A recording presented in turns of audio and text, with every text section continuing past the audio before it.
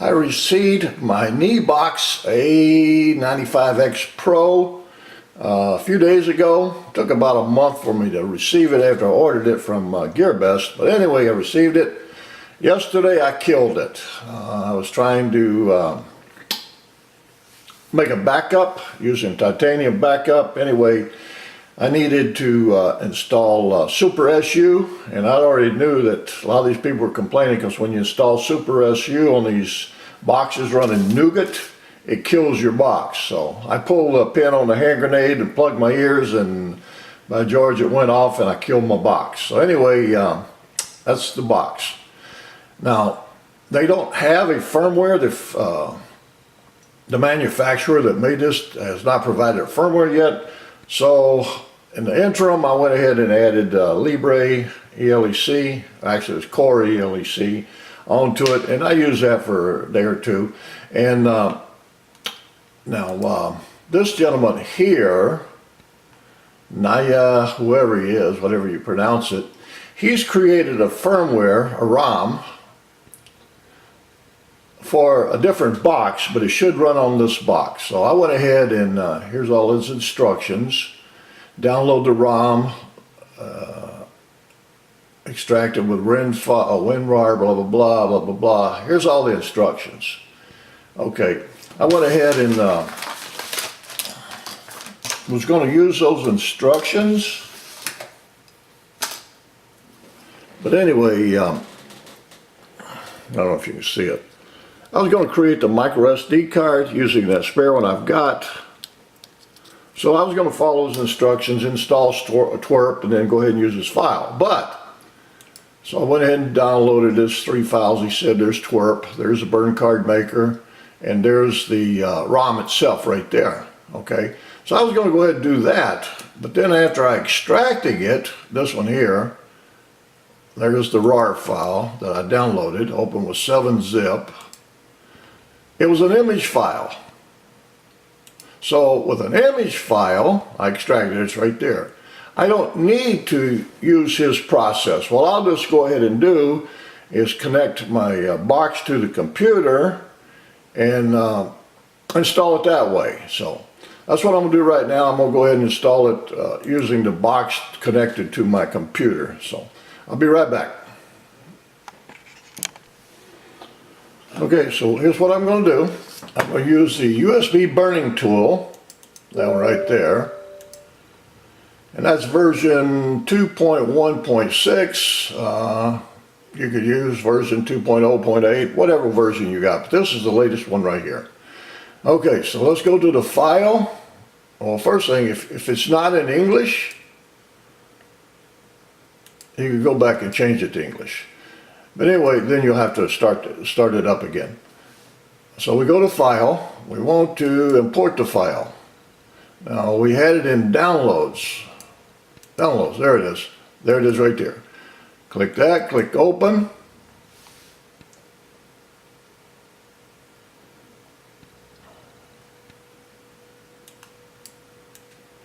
So there it is at the bottom. That's loaded.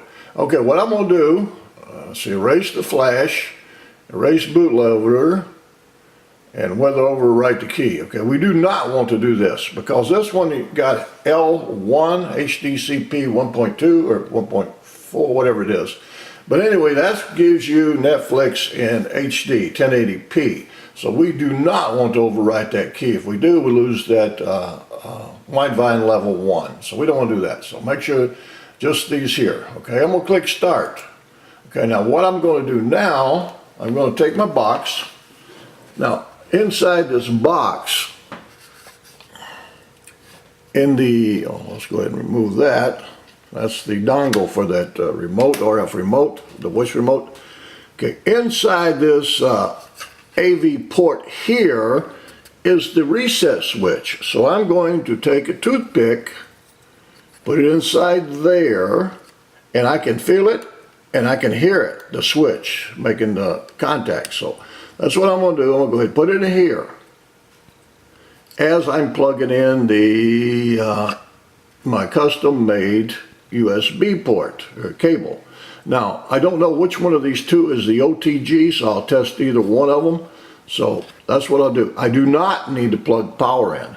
Don't, with these Amlogic boxes, you do not need power. It takes the power that's coming from your USB cable to power the box, enables it to boot up and import the firmware. So that's what I'm going to do now. I'm going to go ahead and connect the cable to it and see what happens. Now you should be able to hear the computer make a sound, plus you'll see it on the screen says connected.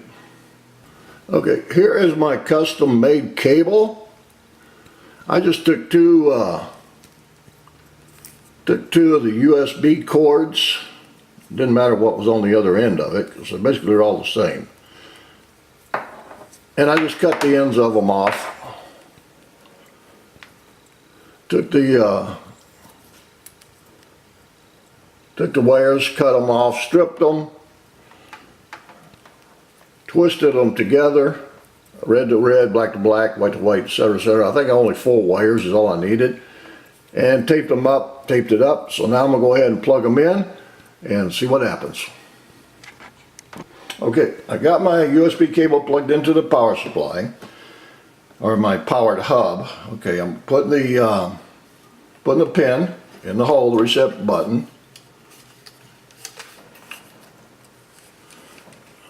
Okay, I got it in.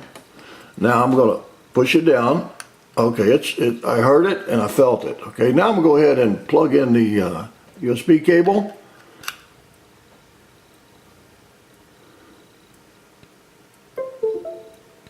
By George, I don't know if you heard it or not.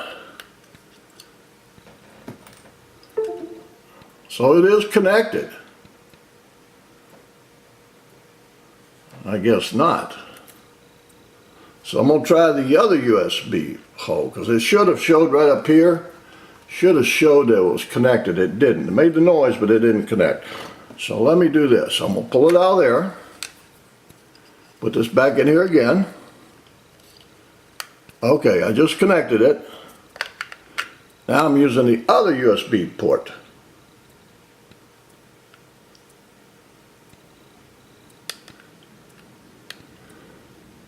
Okay, that wasn't it either, so it's got to be this first one.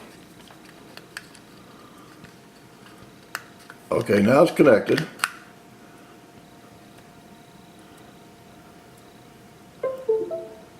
Alright, I heard it, so it's got to be connected.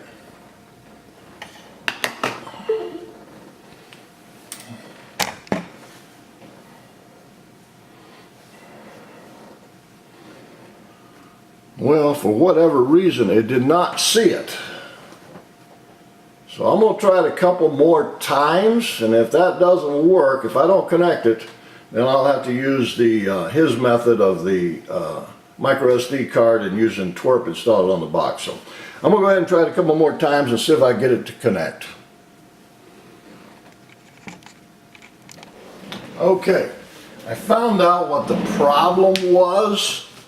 If you notice, I'm using Burning Tool version 2.1.2. The other one was 21.6.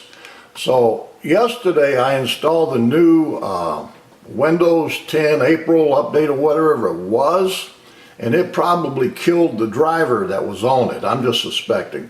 But anyway, when I installed this tool here, I went back and made a new install, and what it did, it reinstalled those drivers for it. So as soon as I plugged it in, it took right off. So it was a problem with the driver. Okay, now if you notice, here's the box.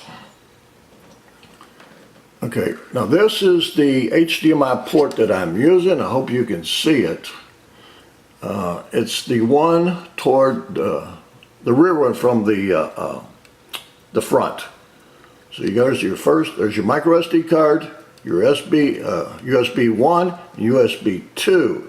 So that one is your OTG port, the rear one, okay?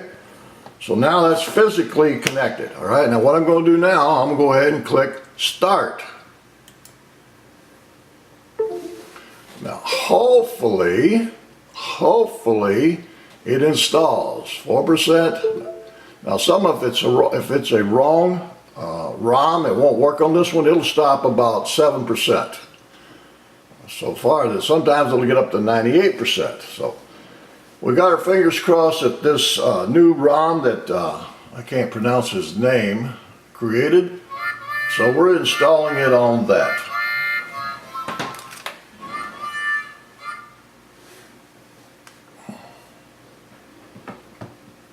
So instead of using his method of using the card, it's a lot easier for me just to hook it up to the computer and use the burning tool. Again, I'm using Windows 10 desktop computer. So we'll just give it a few minutes and see if it works. So I'll go ahead and shut it off. It's going to be another 10 or 15, well, maybe 30 seconds, maybe more, a minute. I'll just let it run. I know it's boring you anyway. It's moving quite fast. Now, as soon as it gets done, I will take this box, go it over, and connect it up to my TV and see what happens. So it's almost there, 58%, 59, 60. Again, I did not use his method of using the burn card maker. Now, had this device not had that reset button, then I could have had another choice. I could have opened it up and shorted out some pins on the memory module, or I could have used his burn card maker. But there's always more way to install the firmware. Always more than one way. But again, I killed it by trying to put Super SU on it because I was trying to make a backup, a zip backup using titanium, and it needed the files from Super SU. And I knew that if I put Super SU, the probability would kill the box was probably pretty high, but I had to see for myself. And if it kills it, it just gives me an opportunity to tinker with it. And that's what I'm doing right now. So by killing the box is a benefit. It's not a negative, because I'm always positive. I'm positive that I'm going to break something. And I'm positive that I can always fix it. And of all these Android boxes that I've been tinkering with in the last 4 or 5 years, I think I've only actually killed one that I could never revive. But I did that hardware-wise. I broke something hardware, not software, not firmware. Okay, it's at 98% now. Now the drums are rolling. It took 3.5 minutes, so you heard me ramble for 3.8 seconds. 3 minutes and 10 seconds. Now, sometimes I'll get stuck at that 98%. Sometimes at 98%, it takes a few seconds for it to finish up. So right now I'm crossing my fingers and letting the drums roll.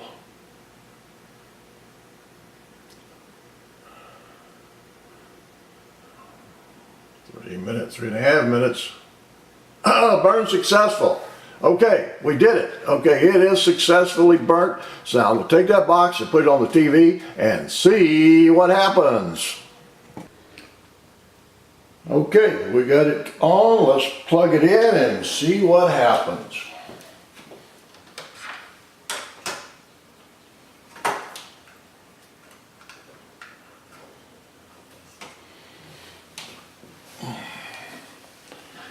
Okay, it should start booting up.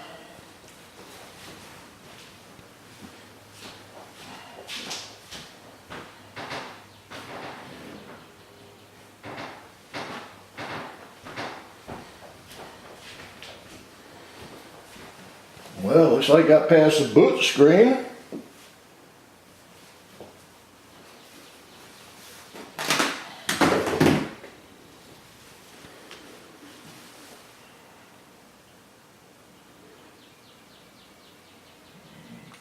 Still got a blue light on the box. Let's see what happens now.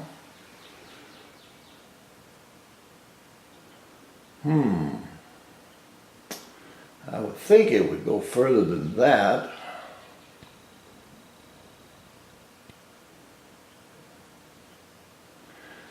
Alright, let me go ahead and turn it off. It may take a few minutes. Sometimes it takes up to 5 minutes for them to load. So I'll turn it off and wait till it starts to actually load. Okay, I took it over and redid it because it never did boot up. So we'll try it again. Nope, looks like the same thing. The firmware loads onto the box. It comes up to the boot screen, but it doesn't go any further than that. So what I will do, I will try his other method and use the micro SD card, install twerp, which he put on there, and then from twerp we'll see if we can install it. But if it doesn't work this way, it's not going to work the other way, but I'll go ahead and give it a try. So this did not work. Okay, the problem was not in the box and the firmware that was installed in the box, but for whatever reason the resolution was not working on my 4K TV. So I took it to another TV and plugged it in, and voila, everything's working. So let me try it again on this TV.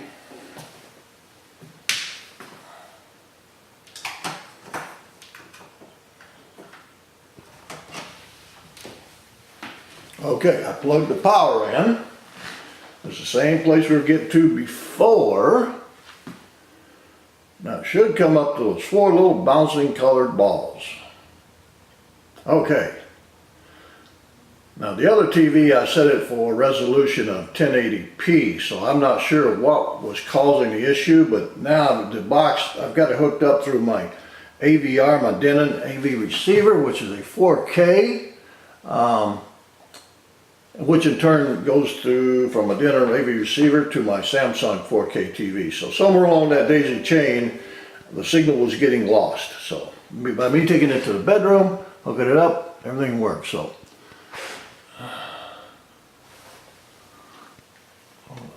move it back a little bit.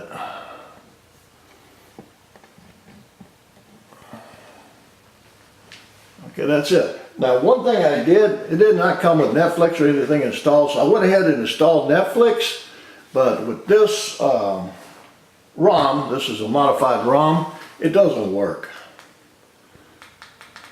Where is it? There it is.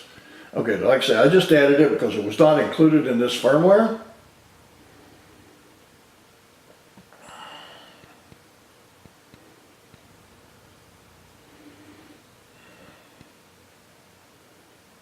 Okay, now see that what it does, it comes up with an error. So this one is not working on that box. So there's a couple other things I need to test out. So it is working. The recommendations will pop up in a minute. So let's see. I don't know why it's out of focus. But anyway, I'll go ahead and play with it some more, but yes, it does work now. So that's what I want to show you. Okay, I added a few more apps.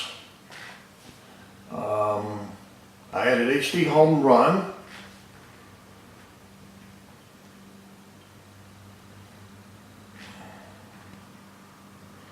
And that seems to play okay. And it does give me Dolby Digital on the HD channel, so I do get Dolby Digital on that.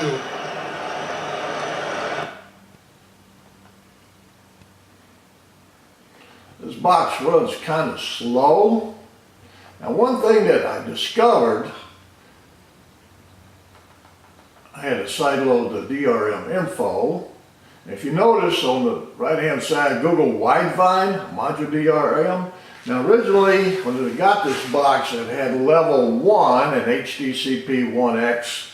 So that gave me Netflix in HD. So with this firmware, and I hope it didn't wipe out the keys, so when they post the original firmware for this box, if they ever do, and hopefully I'll get the level 1 back so I can watch Netflix. But as I showed you earlier, Netflix will not run, and that's because of the L3. Now if I go ahead and get one of the other versions of Netflix for the touchscreen phone device, it will work. So I did lose my DRM level 1 with this firmware, so hopefully it did not kill it for when I put the original firmware back on, if they ever give it to us. So anyway, Terrarium, I have no idea what that is. The update file, now I can put the twerp, he's got twerp, so I can put that on there. So one thing that I did not see is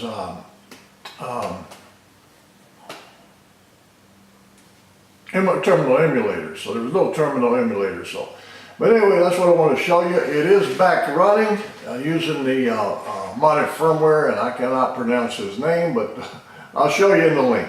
So that's what I wanted to show you. So it is up and running, and hopefully they'll give me the firmware back, and also the remote with the voice.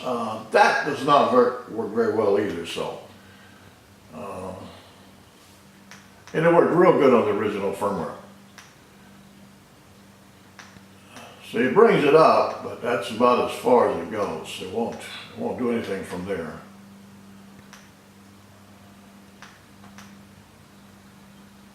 No.